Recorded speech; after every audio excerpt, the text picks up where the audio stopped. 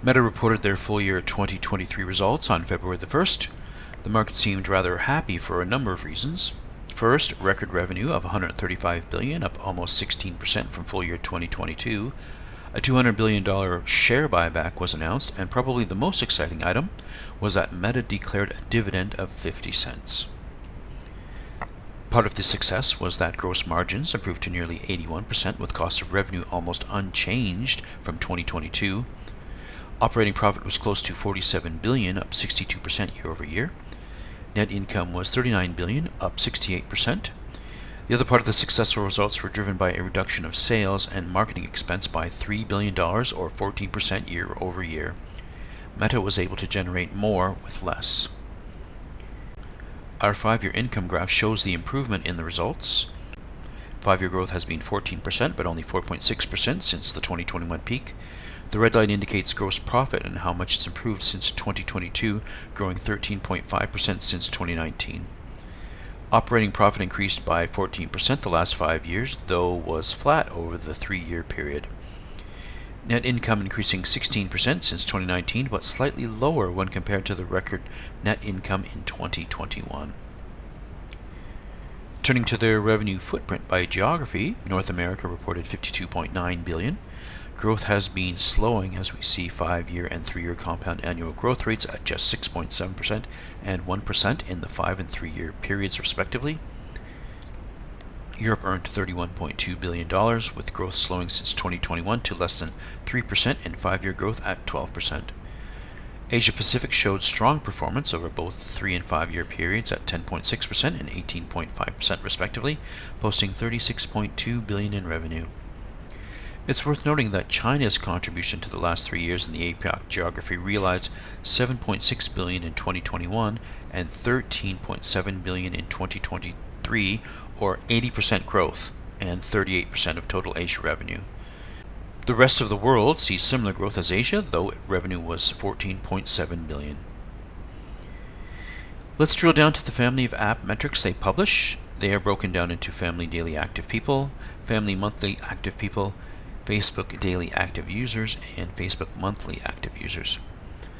Daily active people are defined as a registered and logged in user of Facebook, Instagram Messenger, and or WhatsApp who visited at least one of these family products through a mobile device application or using a web or mobile browser on a given day.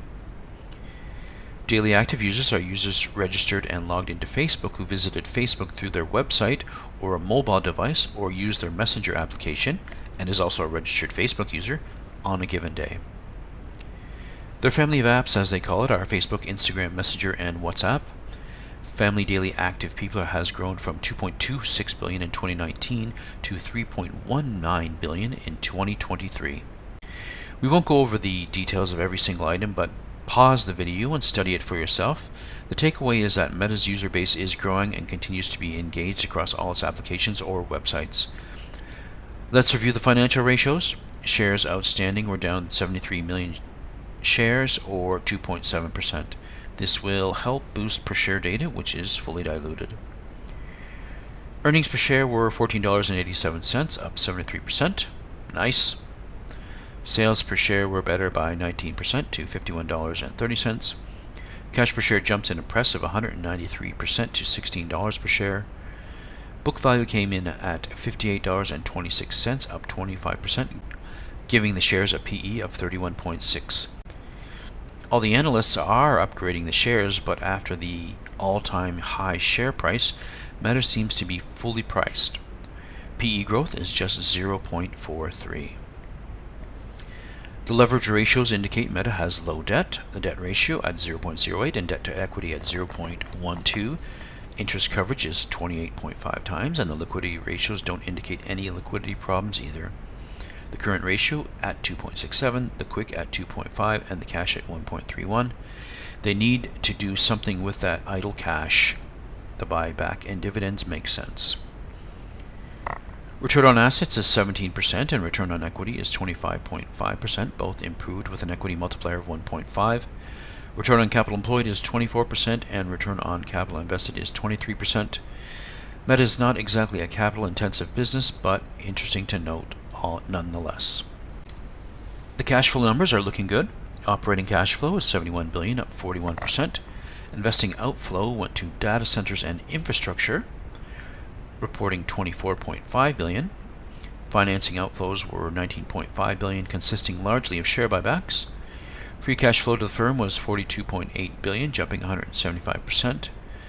The dividend, though nothing yet, but that will change on February 22nd when they will pay 50 cents quarterly. At the current share price and paying $2 for the yield is 0.004%. Not exactly passive income.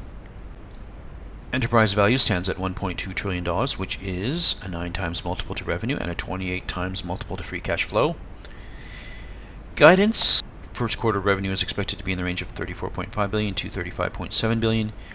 Using the midpoint, that's down 11% quarter over quarter and up 25% from Q1 2023.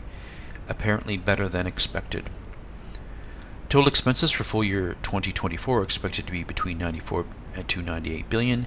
They cited higher infrastructure-related costs, growth in payroll expenses, and operating losses to increase meaningfully in Reality Labs. Reality Labs lost 16.1 billion this year and 13.7 billion in 2022. Key takeaways from the report is revenue was great. Let's face it. Margins were great. User growth continues, so more eyeballs are on ads. The dividend is more symbolic than anything, but could be the catalyst to get the other big tech firms to start paying dividends as well.